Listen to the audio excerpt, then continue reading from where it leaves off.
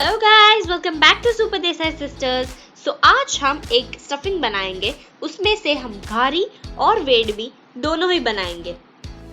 तो मैं आपको बताऊंगी कि ये घारी बहुत न्यूट्रिशियस और हेल्दी है, और ये जो सूरती की फेमस मावा घारी है वो नहीं है, ये एक डिफरेंट टाइप की घारी है। कोई भी फेस्टिवल हो, आप ये घर पे इजीली बना सकते हैं। तो घारी बनाने के लिए हम लगभग 2 कप तुअर की दाल लेंगे और उसको धोकर कुकर में पानी में रख देंगे, और पानी उतना लेना है कि जिससे कि दाल गल जाए।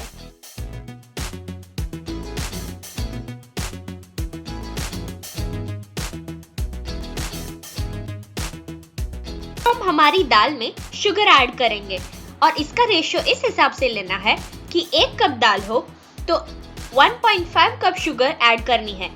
मतलब यहाँ पे हमने 2 कप दाल यूज की है, इसलिए मैं 3 कप शुगर यूज करूंगी।